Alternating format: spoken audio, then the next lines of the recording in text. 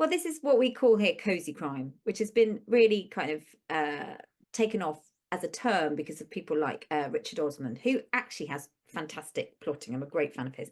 And I thought, as I said, channeling Miss Marple and Murder She Wrote and all of those shows, I really wanted to write something about midlife and being an amateur sleuth. So I invented.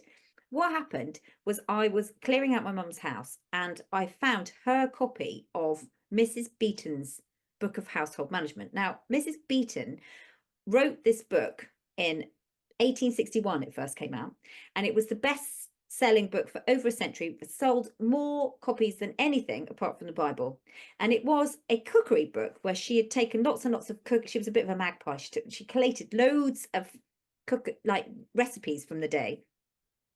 But also at the time she was writing, it was like there'd been a huge surge of kind of wealth in the UK, and people were moving out of the cities to the newly formed suburbs. And so these young women were going and setting up home, and they had to know how to hire a maid, hire the coal, buy fish, educate their children. They didn't have a clue how to do it. So she stepped in, Mrs Beaton, and wrote this how-to manual about everything you might encounter in the domestic sphere. And it was this massive bestseller. Sadly, she herself died when she was 28. She had quite a tragic life, and she never got to see the success of this book. But I remember this book from when I was tiny and standing on it, because it's about this thick, standing on it as a little step to look over the counter to watch my nana kind of face. It was this, so I had this family heirloom that was kind of stuffed full of recipes, and I started flicking through it, and I always thought of Mrs Beaton as this byword for kind of domestic order. So I kind of like that kind of idea of domesticity and household management, and taking some of the heritage of Mrs Beaton and the recipes and bringing them forward, because I love a recipe in a novel. I'm an addict for. I've got so many recipe books that I can't throw them out because one day I will cook all the recipes in it. I never land up writing them, but I do land up cooking the recipes that are in books. And years ago, I read Nora Ephron's Heartburn, and in it she has a pasta recipe that she got from a restaurateur in Rome, and it's you soak the tomatoes in garlic and oil for quite a few hours, and then you use that as a sauce for the pasta, and it's delicious. And I made it years ago on holiday for the kids when I was reading Heartburn, and it's become like a family staple. This book that was in the novel, and I never would have noticed it if it had been a cookbook.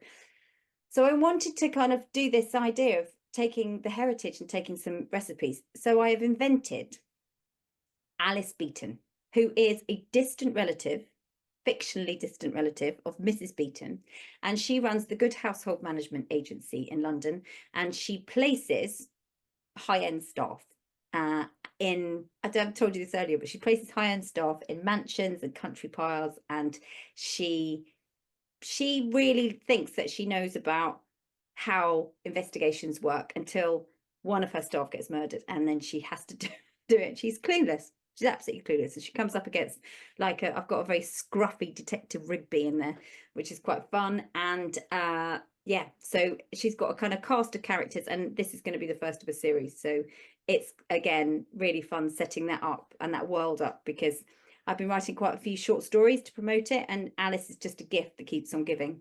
With any kind of thing, when you're doing a cozy crime, it's a very different way of doing a book than I've done before. So you have to start really at the center of the onion, and then you have to put the layers on.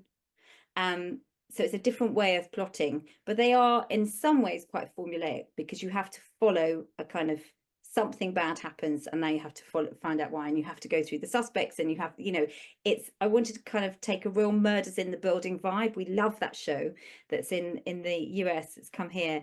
And take that kind of vibe of kind of amateurs trying to work out what happened. So it will be a scenario. I think it's going to be a country house one next.